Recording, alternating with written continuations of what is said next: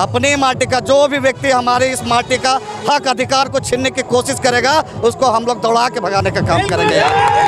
ये बात बता देते हैं। सिर्फ और सिर्फ कोडरमा की माटी का बेटा इस बार विधायक बनेगा और यहाँ का बेटा नेतृत्व करेगा, बाहरी नहीं। ये बोलती तो जरूर है कि गरीब दलित शोषित वंचितों की पार्टी है, ये सिर्फ बोलने का सिर्फ है, ये नारा है सिर्फ। असलियत कुछ और है। अगर आप इसके असलियत जाएंगे, इसके तह तक जाएंगे तो आपको पता चलेगा। और एक एलियन की तरह बाहर से व्यक्ति को ला करके स्थापित कर दिया जाएगा हम लोगों को मठ के रूप में। ये कतई बर्दाश्त कि जिस समय वहाँ के कोडरमा जिला का कोई झंडा ढोने वाला नहीं था, उस परिस्थिति में संतोष यादव अकेला कारवां शुरू किया था राष्ट्रीय जनता दल का झंडा लेकर। पूछता हूँ कि जमीन बनाएंगे हम, खेत जोतेंगे हम, फसल लगाएंगे हम, और फसल काटने की बारी आएगी तो आप अपने ताकत के बदौलत, बाहुबल के बदौलत, चाहे जिस मानसिकता के बदौलत आप आएंगे और उसको काटने की कोशिश करेंगे तो ये हम जैसे कार्यकर्ता उसको बर्दाश्त। कोडरमा के नेताओं में क्या कमी है?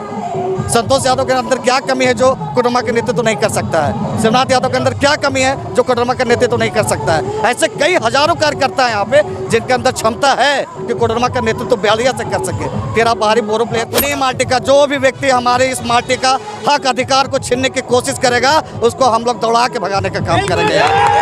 ये बात बता देते हैं। सिर्फ और सिर्फ कोडरमा की माटी का बेटा इस बार विधायक बनेगा और यहाँ का बेटा नेतृत्व करेगा, बाहरी नहीं चलेगा। इस वक्त हमारे साथ मौजूद है संतोष यादव, जो झुमरी तलैया के वाइस चेयरमैन है। बात करेंगे इनसे कि आज शिवनाथ यादव के निजी आवास पर दहेज चूड़ा कार्यक्रम का आयोजन किया गया था। कहीं आज 2024 में झारखंड की बिगुल जो राजनीतिक पकड़ होती है वो शुरुआत हो जाती है दहेज चूड़ा के साथ में। हमारे साथ संतोष यादव, क्या कहें? सबसे पहले तो आप सभी दर्शकों को मेरा झारखंडी जोहार। मैं संतोष यादव, जैसा कि आप परिचय दिए, अभी झुमरी तलैया नगर परिषद के उपाध्यक्ष हैं।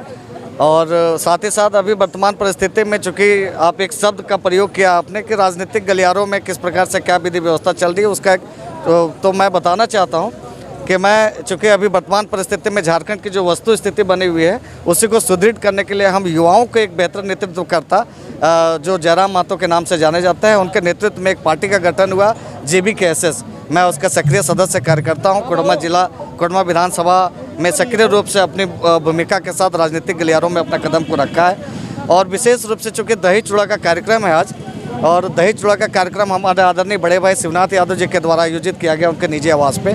तो दही चूड़ा तो ये प्रकृति पर्व हम लोग है ही।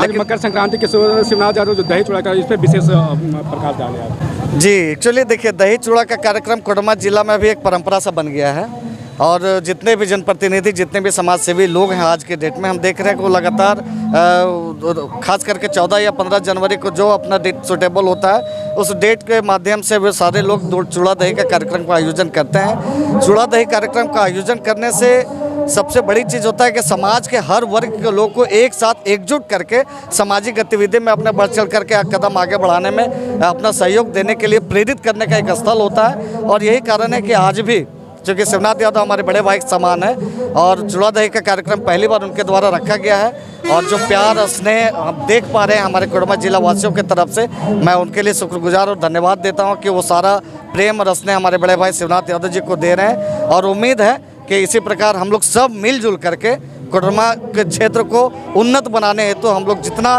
अधिक से अधिक और ठोस से ठोस कदम होगा हम लोग अपना कदम बढ़ाएंगे।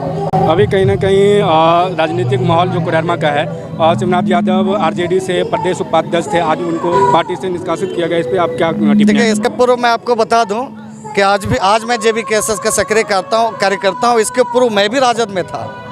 जिस प्रकार आज शिवनाथ यादव जी को राजद से निष्कासित किया गया है, मैं इसी डर और भय की वजह से, चूँकि मैं जो राष्ट्रीय जनता दल का जो मैं देखा रूपरेखा रणनीति, ये बोलती तो जरूर है कि गरीब दलित शोषित वंचितों की पार्टी है, ये सिर्फ बोलने का सिर्फ है, ये नारा है सिर्फ। असलियत कुछ और है। अगर आप इसके असलियत जाएंगे, इसके तह तक जाएंगे तो आपको पता चलेगा कि इसके पीछे कई ऐसे लोग हैं जो राजनीतिक पार्टी के नाम पर सिर्फ अपना अड्डा जमाने में लगे हुए हैं और हम जैसे कार्यकर्ताओं की उपेक्षा करते रहते हैं। मैं भी उस उपेक्षा का शिकार हुआ हूँ। मैं भी शिवनाथ यादव की तरह मैं भी राजद का एक बहुत ही सच्चा सिपाही के रूप में बन करके कोडरमा जिला के विभिन्न क्षेत्रों में जा करके, हर सुदूरवर्ती क्षेत्र में जा करके मैं लालू जी की विचारधारा को जन जन तक पहुँचाने का काम किया हूँ। नतीजा क्या मिला? जब टिकट की बारी आती है, चुनाव की बारी आती है, जो आगे जिला लेवल पर प्रतिनिधित्व की बारी आती है, तो ऐसे बाहरी लोग आकर के अपना कब्जा जमाने की कोशिश करेंगे जिसका कोई प्रभाव उस क्षेत्र क्षेत्र में नहीं है। मैं पूछना चाहता हूं आपके माध्यम से कि अपनी यहाँ के माटी का बेटा जो हर पल अगर किसी भी प्रकार से पैरवी के थाना में मामला हो तो यहाँ का आदमी करेगा, पर लड़ाई झगड़ा हो तो यहाँ का आदमी सोल्यूशन करेगा, हर एक मुसीबत में 12 बजे रात भी जरूरत पड़ेगा तो हम जैसे कार्यकर्ता खड़ा रहेंगे और एक एलियन की तरह बाहर से व्यक्ति को ला करके स्थापित कर दिया जाएगा हम लोगों को मठ के रूप में, ये कतई बर्दाश्त नहीं है। मैं ये सही बात है, जैसे उस यहाँ का हाल जाने नहीं आदमी, उसको पता नहीं है कि यहाँ का वस्तु परिस्थिति क्या है, यहाँ के लोग को किस प्रकार से सहयोग मिलना चाहिए।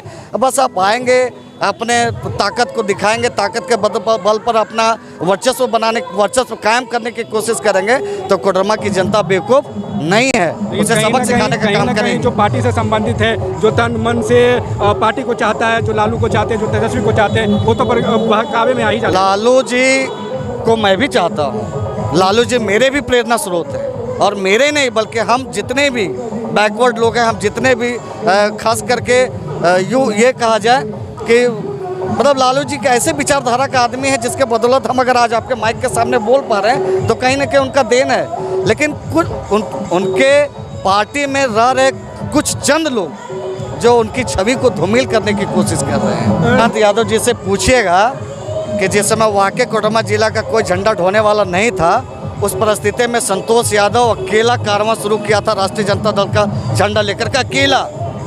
उसके बाद हमारे बड़े भाई शिवनाथ यादव जी का साथ मिला। हम ये दो शख्स ही आज तो अपने आप को बड़े बड़े मठ और अपने आप को धृतराज समझ रहे हैं कि मैं राष्ट्रीय जनता दल का बहुत बड़ा नेता हूँ, ये हूँ। लेकिन मैं पूछना चाहता हूँ उन तमाम लोगों से कि जब यहाँ से अन्नपूर्णा मैडम जब राजद छोड़ करके भाजपा में गई तो उस परिस्थिति में राष्ट्रीय जनता दल का झंडा ढोने वाले कितने लोग थे? आप पूरा डिटेल हिस्ट्री इतिहास उठा के देखेंगे तो मैं आपको बता दूं, इस चेहरा को देख लीजिए, आप पूरे जिला से पूछिएगा कि अकेला संतोष यादव अपने 4 साथियों के साथ मिल करके कोडरमा जिला के विभिन्न क्षेत्रों में जाकर के राष्ट्रीय जनता दल का झंडा को बुलंद करने का काम करने किया। उसके बाद हमारे बड़े भाई शिवनाथ यादव जी का बहुत ज़बरदस्त समर्थन मिला। मैं पूछता हूँ कि ज़मीन बनाएंगे हम, खेत जोतेंगे हम, फसल लगाएंगे हम, और फसल काटने की बारी आएगी तो आप अपने ताकत के बदौलत, बाहुबल के बदौलत, चाहे जिस मानसिकता के बदौलत आप आएंगे और उसको काटने की कोशिश करेंगे तो ये हम जैसे कार्यकर्ता उसको बर्दाश्त नहीं करेगी। और यही हुआ भी यही, जब हम जैसे युवा कार्यकर्ता को दरकिनार किया गया, हमारे बड़े भाई आदरणीय शिवनाथ यादव जैसा बड़े भाई को दरकिनार किया जाता है सिर्फ अपना वर्चस्व बनाने के लिए, तो भैया ये पार्टी, मैं बार बार बोल रहा हूँ कि मैं लालू जी के विचारधारा से मैं नहीं बल्कि हमको लगता है हमारे देश के हर युवा वर्ग भी आज प्रेरित है, लेकिन बदलाव की आवश्यकता है। कुछ ऐसे एक होता है ना खोंझा बैल टाइप के बहुत सारे समाज में होते हैं, उनको किसी से कोई मतलब नहीं होता है लेकिन ज़बरदस्ती वो आके दूसरे का काम करेगा। मैं पूछता हूँ कि कोडरमा के नेताओं में क्या कमी है? संतोष यादव के अंदर क्या कमी है जो कोडरमा के नेतृत्व नहीं कर सकता है? शिवनाथ यादव के अंदर क्या कमी है जो कोडरमा का नेतृत्व नहीं कर सकता है? ऐसे कई हजारों कार्यकर्ता हैं यहाँ पे जिनके अंदर क्षमता है कि कोडरमा का नेतृत्व बढ़िया से कर सके। फिर आप बाहरी बोरो प्लेयर क्यों मंगाते हैं जी? क्या इस बार कोडरमा का बेटा नेता बनेगा? कोडरमा का अपनी माटी का बेटा विधायक बनेगा, ये जान लीजिए।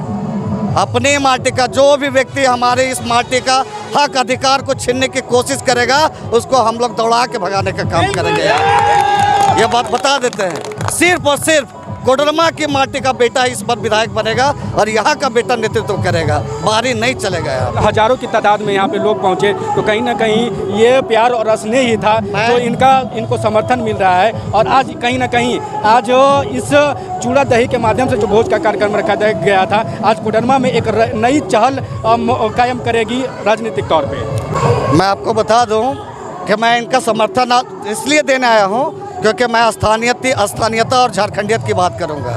हमारी पार्टी JBKS बनी है सिर्फ झारखंडियत की बात करने के लिए। मेरी बात सुन लीजिए, मुझे बिहारियों से तकलीफ नहीं है, मुझे गुजरातियों से तकलीफ नहीं है, मुझे बंगालियों से तकलीफ नहीं है। तकलीफ कहाँ है?